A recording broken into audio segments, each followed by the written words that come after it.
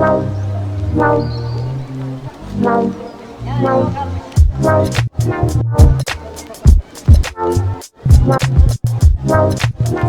back to my channel, everyone, for a brand new video. And what I'm about to start recording is stuff I've been wanting to do back in January, but I got really sick and was unable to really record really anything.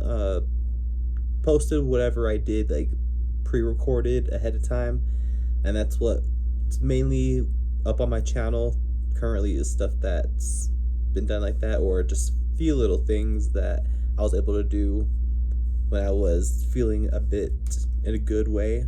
But today, and for some upcoming videos here, I am going to be doing my 2025 top 10 videos, and this first one is going to be for the top 10 horror movies of 2025.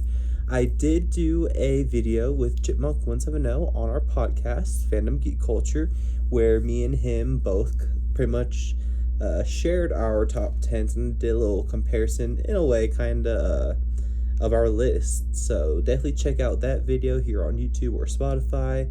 But for this video, it's going to be my own personal one, giving a little bit more to it, I guess. I don't know really how to, I guess, more info, or just, you know, a one-on-one with me and you guys, the viewer.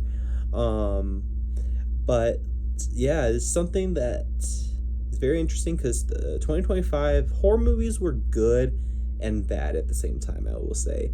And my list I'll say it's probably controversial of a list, just because some of these things people probably wouldn't consider horror, even though they are horror. They really are. And a lot of people, I will say, I still continue to say, people forget films can just like be a hybrid and just be multi-genre. And it's a lot of what my list shows. And my list, I will say, I'll say ahead time now, there is anime picks on there from 2025, and a lot of them are very well known, I will say, that came out. But some people will probably say that they're not horror movies or something, but they most definitely are. Or my number one pick, the director himself doesn't even consider it a horror movie, even though it is a horror film. So little things like that, or like Sinners. I will say Sinners is somewhere on my list, and it's a controversial movie where people don't think it's a horror movie, even though it's freaking has vampires and just a bloody mayhem of a second half of a film. But just a little like a controversial list, I say, that I do have. But to start this off, I am going to be going with my honorable mentions. I will say, even in there, it's be a little controversial, just because I guess one of the picks, people might not consider it a movie, even though like it's a movie in how it was produced and released to like the public, and just the overall like what it is. But we'll get to that here soon. But to start off my list here for my top 10, with the honorable mentions here, to start off my horror movie list here, at number 15, we'll just pretty much go from 15 to number 1, but this will still be like top 10.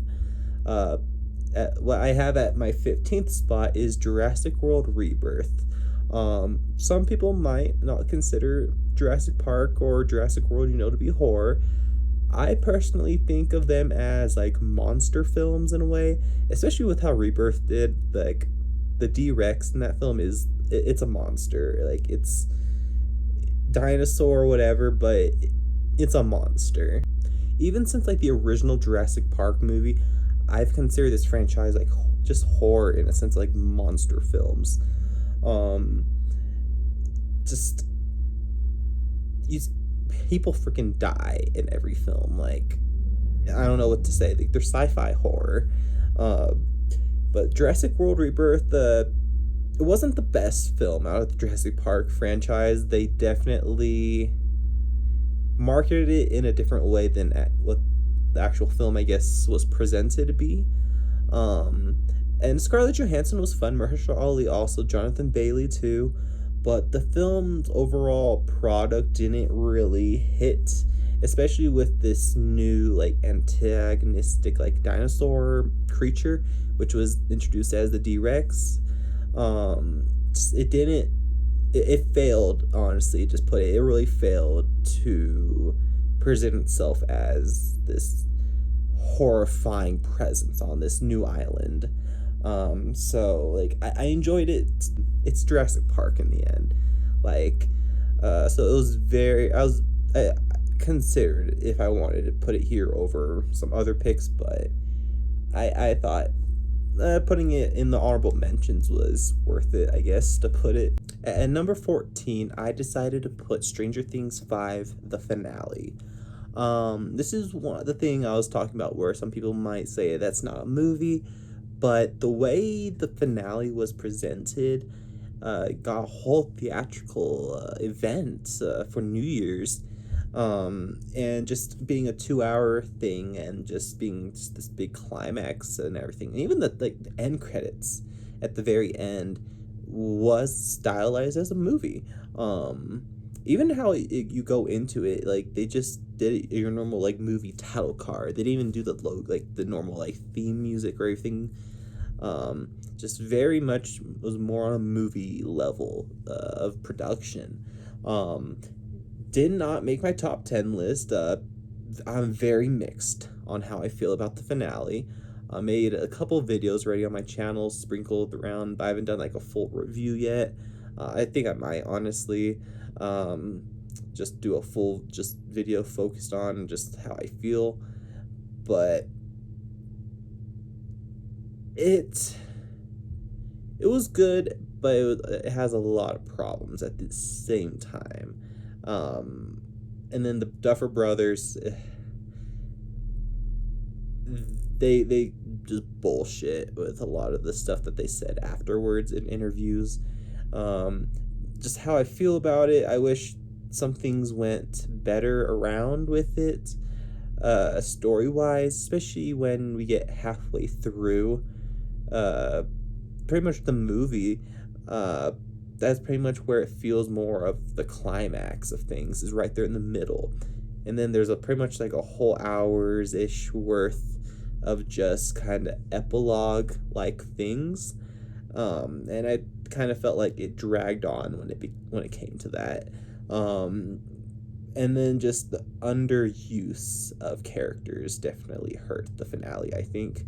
And just the final battle also, just I have opinions, but definitely wish it could have gotten higher, but it should be glad that it even made my list, honestly. But going on next, I have at number 13, I have The Strangers Chapter 2. Some people might be like, what, you have The Strangers like on your list? I actually thought Chapter 2 was good. I saw it in theaters, debating if I should see Chapter 3 or not in theaters. I have Chapter 1 behind me with like the first original two. I still think this like trilogy is like a prequel in a way to like of The Strangers, but probably like a full just reboot. I thought the boar scene was amazing, like just came out of nowhere.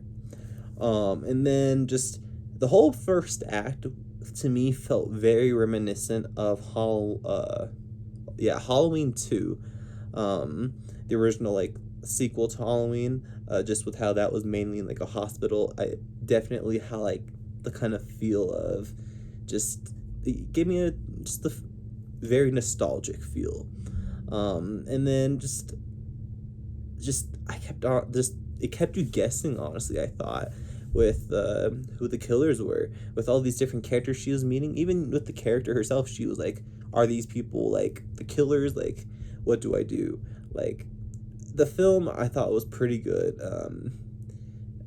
and it might be honestly probably one of the strongest in the whole franchise, to put it, for it just I don't know, left off on a really good part two, with her being able to the main character, the final girl, being able to take out like one of the strangers. And now we'll see what happens in chapter 3, as it looks like she might be joining them or something's going on. But I really enjoyed my time with this film, especially being able to see it in theaters. I think I got the theater to myself too, so that was even better. But just made my honorable mentions. Like, I thought it was definitely something a little bit worth talking about. But the next film here on my list, some people might, honestly, I don't know, even myself, like, I'm surprised it's not even on my main list, but it is Weapons at number 12. A brilliant film, don't get me wrong. Even, like, the marketing was amazing. Like, amazing. But the execution of the film, I felt like it definitely turned into, like, something else than what anyone was expecting. Like, no one really knew what they were going to expect either, but, like, I don't know, I feel like halfway through the film they gave away the mystery of what's happening a bit too early, so it kind of, like, I don't know if it's like a full-on ruin, but, like, it de-immersed myself from the film. Like, I was still very much enjoying it, but I wish that mystery kind of lingered very much on throughout the whole thing. But it just didn't. But it was definitely a good watch. It really was. So definitely earned its spot in my honorable mentions. And at number 11, which this one was going back and forth with what I have at my number 10 spot.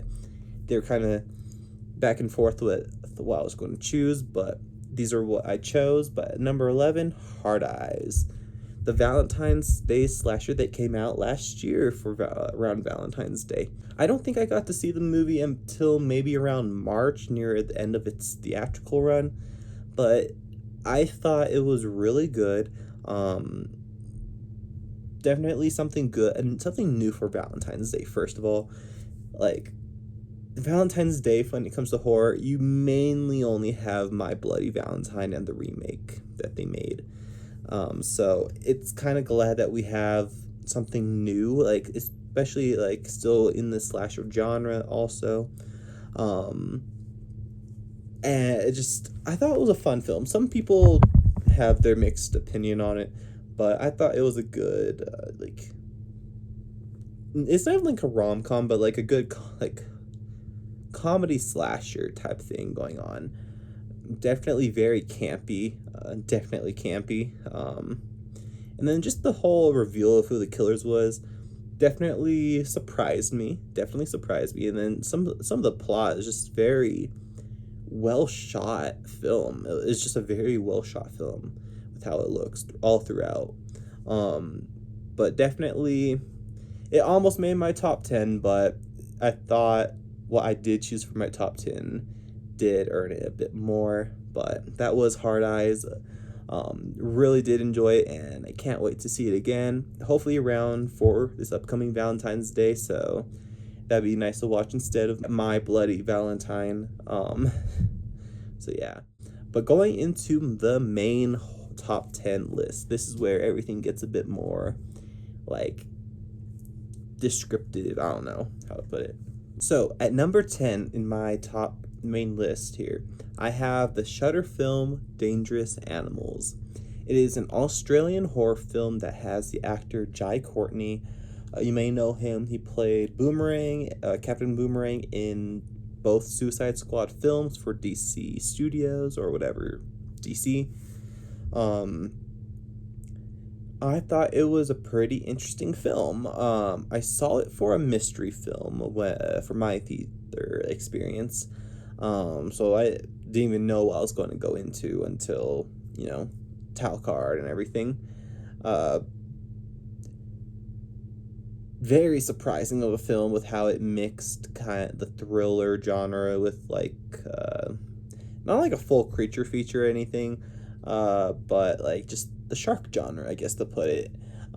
Just following the main character, who is the antagonist.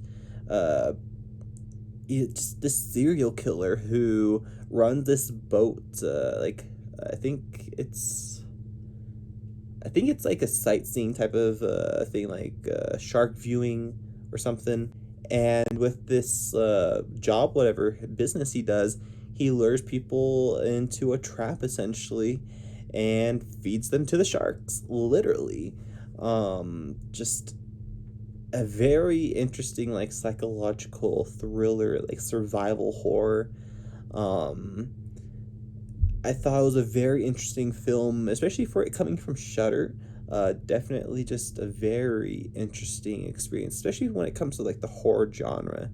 I thought it did very well, especially with it being mainly also like daytime horror. Um, the nighttime stuff comes more near, I guess, like the third act. There's, I guess, some moments here and there, but it's mainly like daytime action. Uh, but even like the sharks were really good in the film. Also, when they show up, like, definitely gives you that like that shark movie feel, especially with how like the third act, like the final, with how the movie ends with Jai Courtney's character, definitely gets his shark movie ending, to put it. Just a really fun film. Definitely think people should check it out, especially if you're into like the shark genre. Like, definitely go for it. And this being, an Australian horror films do pretty well, like with their productions, just really well. So I do recommend this film if you just for especially if you're just a horror fan. But going next into my list, I have at number 9 the anime movie, the first film on my list that's anime related, Chainsaw Man the movie, Reze Arc. Uh, Brilliant, made. Uh, there was some, I guess, pacing problems or some like story choices that happened in it. That was all like, really, couldn't they have just done that earlier in the film type stuff? Just roll the credits type thing. But just a really beautifully animated film and story. One of the things I like appreciate the most about this film is the first act.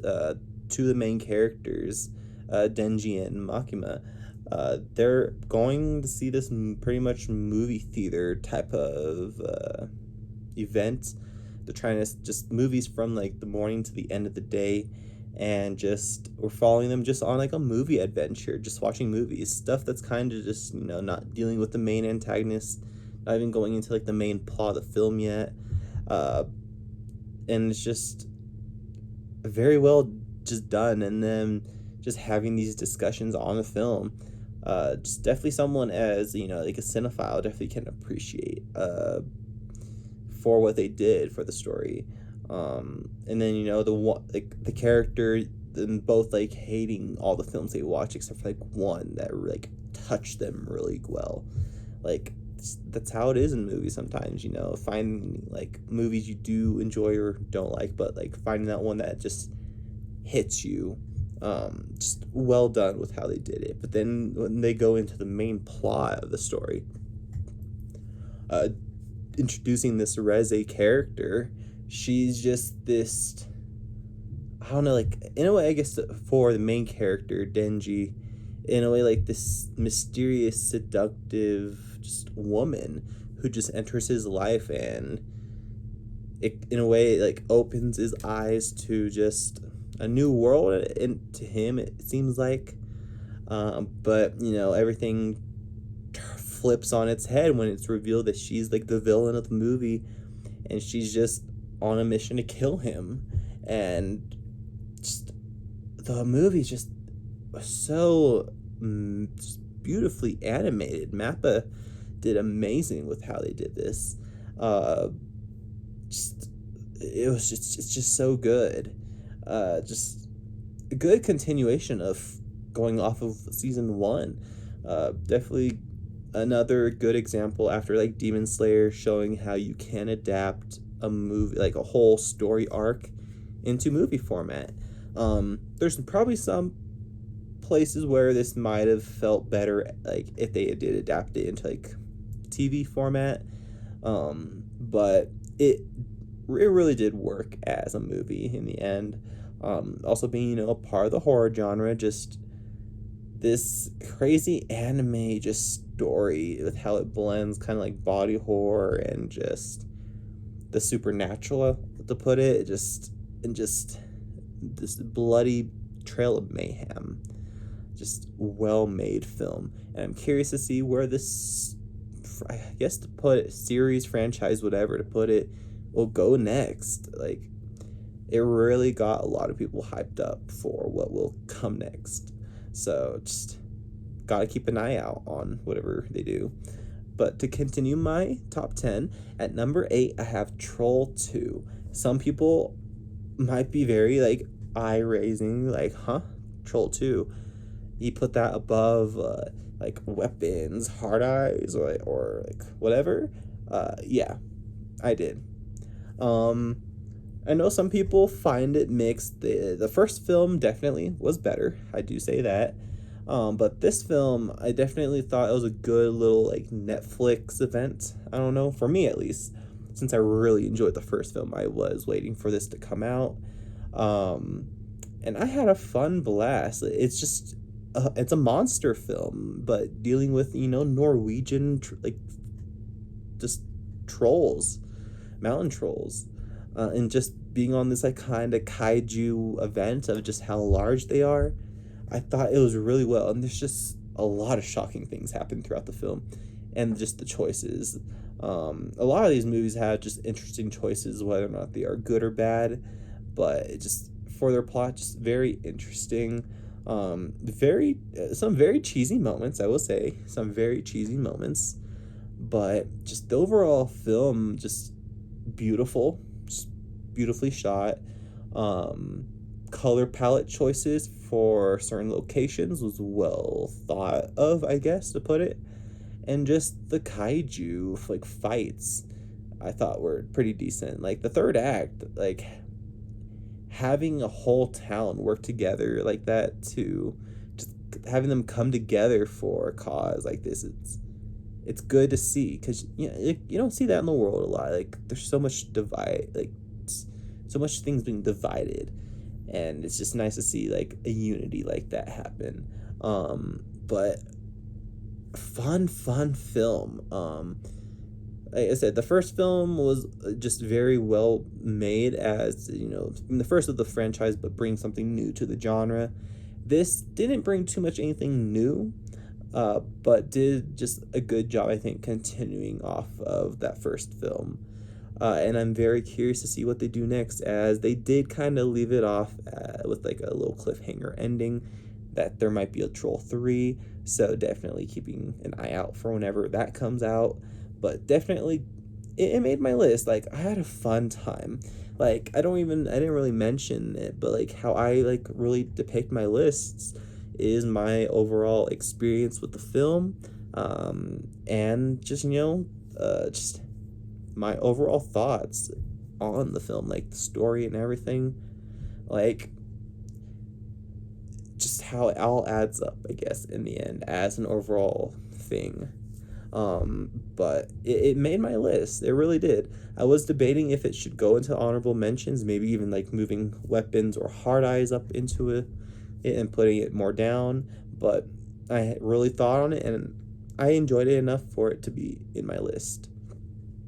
So definitely one of those, like, I don't know, controversial. I don't know. Some people might feel some of these things, people like, oh, monster film's not horror. I'm like, it's horror. It's a type of subgenre off of horror.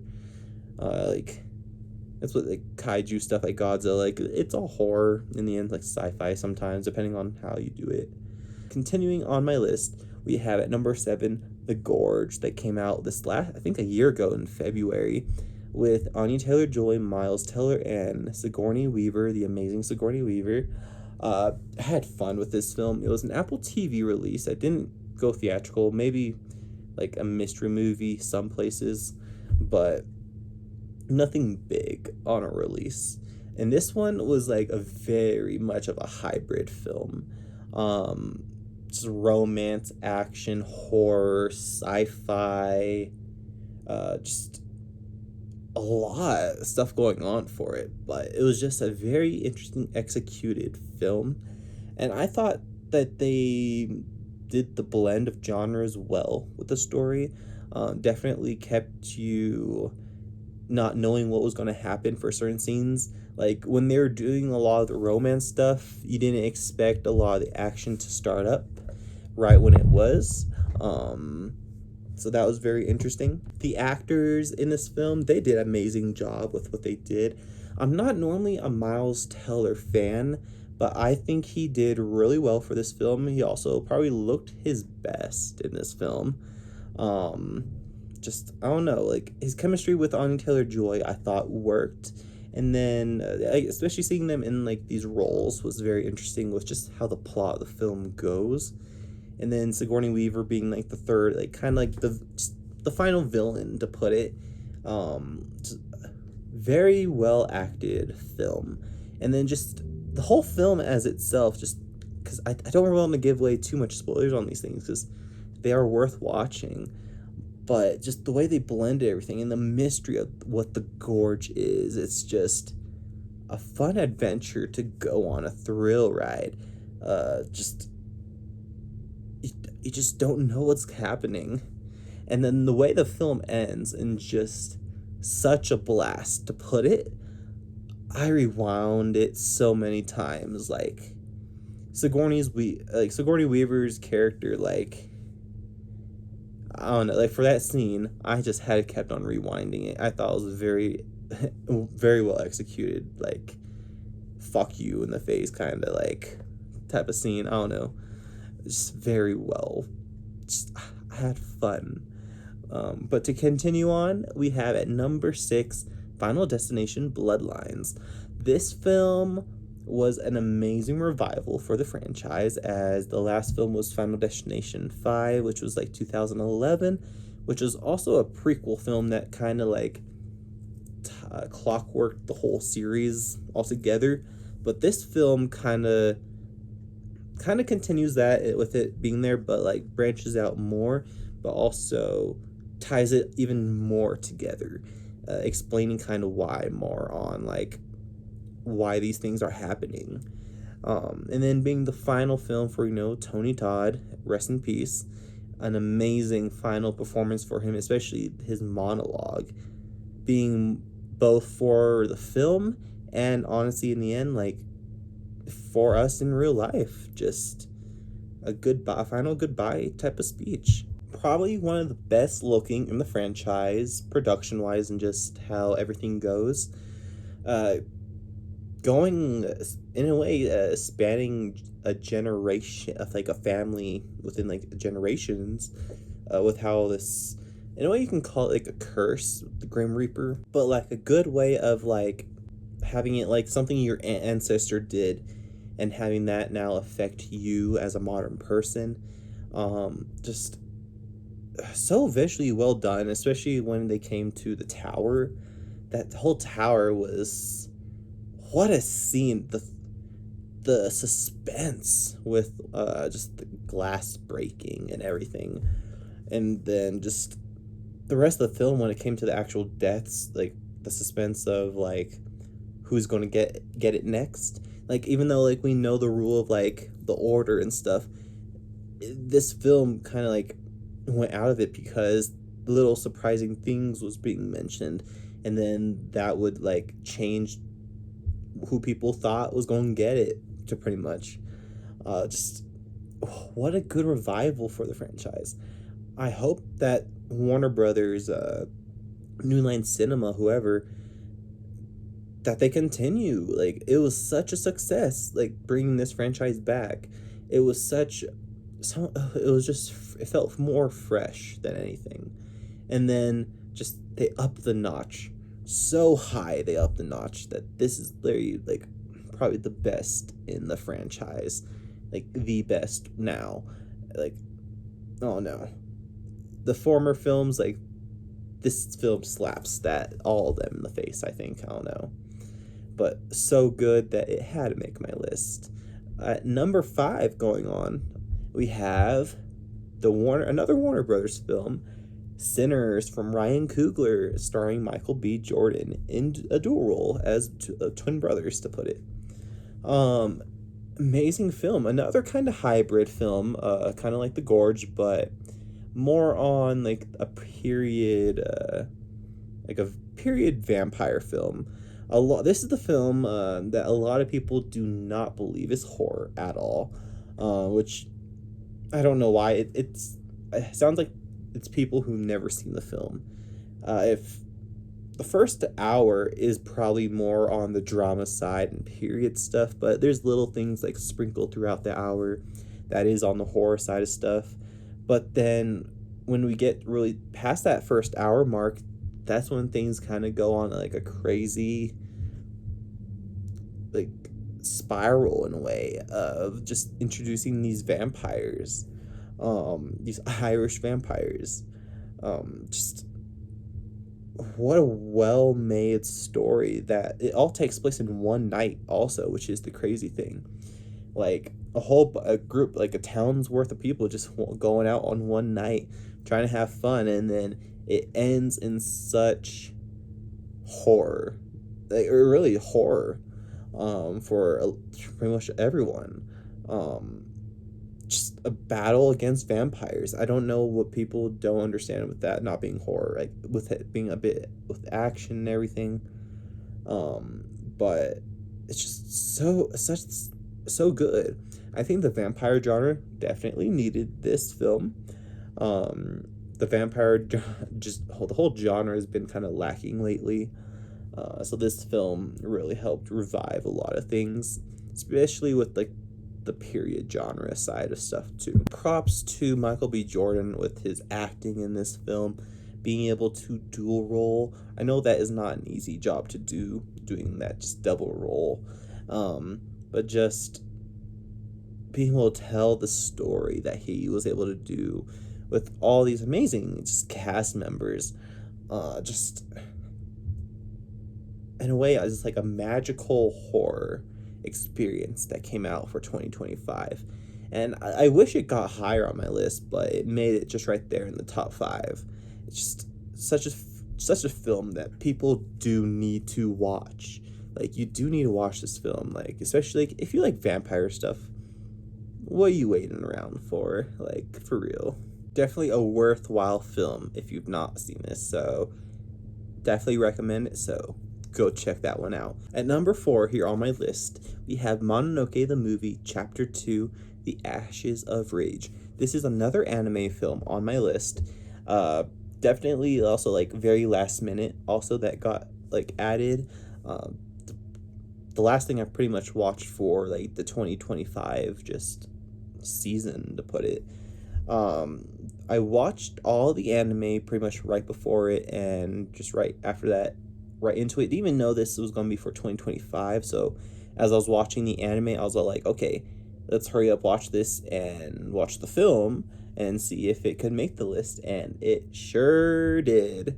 A bit shorter than the Chapter 1 film, The Phantom in the Rain, but this film definitely did well with adding on from what was established before in the first chapter, and also like finishing off little plot like holes or little things that were mentioned in the first chapter but weren't actually resolved or weren't really further like talked about. It was just kind of like a one-liner thing where like, okay, but then they brought it back for this Chapter 2 as just a whole thing. What just a beautifully animated film. I think it's one of the best looking just animation, like things in animation just as of recently. Just the way they use the colors and everything, and then be able to upgrade this character design since Chapter 1 for sure. It's the same design, but just having this more vibrant, updated look to the whole Mononoke series. I don't know. Just so good. And then the story, the horror of it all, just this mysterious supernatural threat at this just, I forget what it's called, but this like palace, and just the way it would affect people and kill them was just interesting, and just how they pick and choose in a way with just how people are acting. Just an amazing continuation, and I'm very curious where chapter 3 is going to go, because it's supposed to be a trilogy, what they're doing. Definitely just an amazingly well-made film, and just, like I said, a continuation, especially with it continuing off of the first movie, as the anime itself, like the main show, it was like a part 1, part 2, part 1, part 3 like type structure. I'm kind of glad seeing how they're kind of doing that for this movie trilogy, kind of keeping that structure, like part 1, part, just multiple parts, but movie format, and just having it this fresh look versus like the original show. Just so good, and I hope people do eventually give it a chance. I do think people will be surprised by it. At number 3, the next anime pick, and the last one on my list for anime, Demon Slayer the movie, Infinity Castle. What an amazing experience this was for the first part in this arc trilogy that they're planning. 2.5 hours long, which you can definitely feel the runtime, I will say. You can definitely feel the length of this film. But what a good way of being able to continue the Demon Slayer series. Just amazing fights, backstories, and everything to people. One of the, I'll say, the most gruesome or just like shocking thing was when it came to Akaza. We got a little bit his backstory, but the way he dies, freaking getting a hand straight through the face, like, you cannot tell me that's not horror right there, at all. Just other little things, just this whole thing, just be able to, Huh? the first part, just of this arc, Infinity Castle, just bringing together just this monumental just event that these characters have to now deal with and just fight for their lives. Um, Beautifully made film, just the way this was animated. If like comparing it to like the manga panels that for the like story, what an improvement on being able to expand on what the panels were and are. Just bringing them out more to life, to put it. There's more life to these scenes. And then just seeing the scenes unfold. Like I've read the manga, so just being able to now see the things unfold animated, it was just very curious to how they were going to like structure it all. And then the fight with Doma and Shinobu, just a heartbreaking fight for sure. And then I will say, we will still continue to see like the result from that fight in either probably part 2 near the end, or I would say, don't know how really they're going to structure part 3, because the Sunrise Countdown arc. So don't know if that's going to be part of the movie or that'll come after the movie as like a final season type thing. I have no clue. But this first part of the movie is just so good. I saw the dub. I wish I got to see both, like the sub also with it, but I was able to just see the dub. I thought the voice cast was just amazing. Be able to add like Channing Tatum as Akaza's mentor, I thought was pretty good. Like choice, just a very good role. Just the story also just on a more emotional level. Also, just first is like Mugen Train, which is a whole arc that was animated. Versus Infinity Castle, which is going to be 3 movies and being adapted. Definitely just well structured, and just being able to give us more emotion. Like Mugen Train was heartbreaking. It's just, you cannot say it was not heartbreaking. But this one, just getting us prepared on like for what really is to come, like real more heartbreak. Just, oh no, this so good. Like definitely the best like anime film probably of the year. Definitely for horror. When it comes to like 2025, like 100 meters might compete pretty well with Demon Slayer. Just that was a really good film too. Say this is definitely something I do recommend to people if you are especially an anime fan. Do check out Demon Slayer. Just quite the story. It really is. Just the first season, it kind of feels it's your normal like season length of like 20, like 25 episodes, but like definitely becomes an easy watch after that first season. So just I don't know, it's just a good story, and then very curious how the rest of this is going to get adapted and brought to life for us. So just it being able to make my top 10 list in like the top 3 spot is pretty impressive. I honestly think.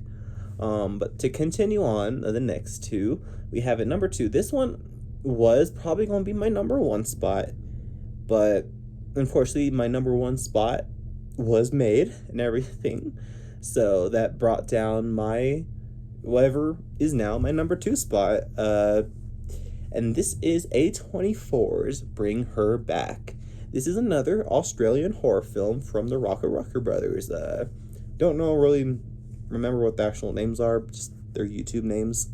But this is their second film with A24 after Talk to Me, which that was an amazing, film. It was something really original. And this one also. A film about just grief and just long, I don't know, let's say a story just about like, grief and like that long for, I don't know how to, it's really hard to kind of put, but you're following this grieving mother who lost her daughter, and she pretty much fosters these new siblings, and it just turns into just this terrifying like psychological supernatural tale of just her wanting to bring her daughter back, which hence Bring Her Back. Just an amazing, just a film that's not scary as it is just unnerving, unsettling, just gets underneath your skin type of film. Just so well executed. I don't know how to really say much. I just without giving a lot of spoilers, this is a film to definitely check out. This was probably one of the films when it came around like with it releasing that I was really hyped for. Definitely wanted to see it, and just I was very immersed in what this story was, and just the kind of mystery of it. The film's just the final execution of the film was just such a shock, and then just the way it just how it ends, it's like wow, what an unnerving experience that truly was. Just A24 is probably their best film that they released for 2025, that I probably will say. Like, if it wasn't for my number 1 spot for what it is, Bring Her Back would be my top horror pick of 2025. But to go into my number 1 spot, what stole the spot from Bring Her Back is 2025's Frankenstein from Netflix and Guillermo del Toro. Guillermo del Toro does not believe his own film to be a horror film, which is like how, especially as you yourself are such a Frankenstein fan, like how do you not consider what you just made horror? Like compared to like other versions ever made, like this one's definitely more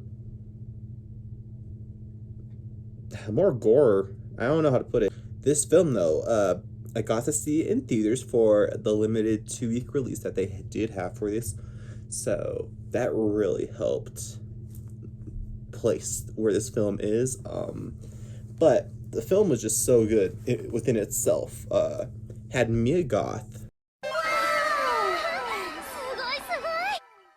in it, also dual rolling. One of my favorite actresses. Like I am such a big fan of the X trilogy, and I thought she did just amazing in her role for Frankenstein. She really does bring a good just acting just presence when it comes to like these period gothic roles. that she does get once in a while. Um, and just this whole film being able to be this like sci-fi, just gothic horror tale about like this creature that was created. Just a story about what it means to be alive and like human, kind of. To want things, just to live. Just quite the tale. And this came from Netflix also. Just a very well produced, visually amazing film. Just the way Guillermo shot this film is just so good. Being so immersed also in the theater with a lot of the imagery that they did, it just made things so much better seeing it on the big screen. Just, I don't know, this film, like, if you know the story of Frankenstein, like, it's nothing too much new, but the way Guillermo just did his own touch to this story, and then Jacob Elordi as the monster, amazing. He did amazing. I really wish Andrew Garfield was in the role, but like Jacob did amazing as his replacement. Just, I don't know, it's just such a good film. For it to make my top one film of the year, like, I don't know if it was like right after I watched the film is where I pretty much placed it right there at the top. It was just that good of a movie. I've not watched it yet for a second time. I've still only had that theater experience. And it feels special a bit having that theater experience versus other people who just, Netflix. Kind of with me also when it came to like K-pop Demon Hunters, I got to see it in theaters versus like Netflix. It's just definitely a special film that came out for 2025, and just all these films are like amazing. Just all of them. And for anime, like amazing year for anime, like crazy that 3 anime films got onto my list. And then just, Bring Her Back, amazing job, A24, and then Netflix with Frankenstein here.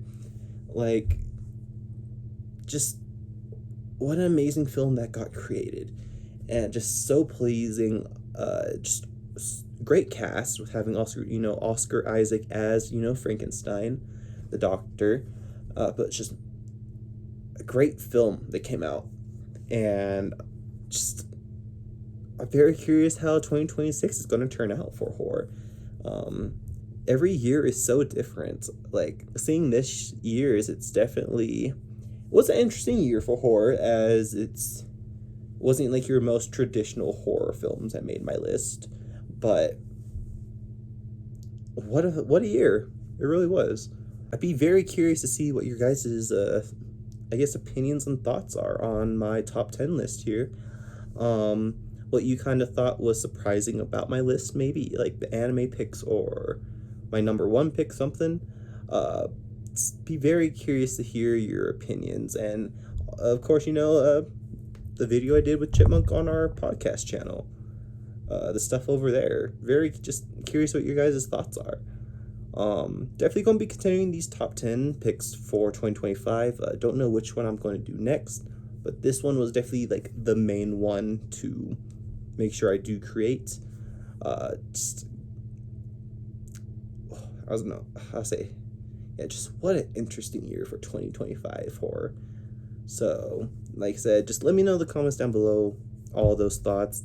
Also, if you did enjoy this video, hit that like button. Also, check out more future videos I'll be releasing on my channel. I will be now, as I am feeling a bit better, still a bit on the congested side and like a little coughing here and there, but I am now feeling more better, on track to be releasing more things. Definitely a bit more of these top 10 videos first, and then more reactions as I go, but still a lot of the same stuff that I've been doing, and then of course some new little things that'll be coming out here on the channel. Do be looking out for things like that. And also, in the end, check out the Fandom Geek Culture channel. Like I said, with me and the Chipmunk 170, we have a whole bunch of different topics out there, and one of them is our top 10 2025 video for horror. So definitely check that out. So thank you for tuning into this video, everyone, and also take care of yourself and others.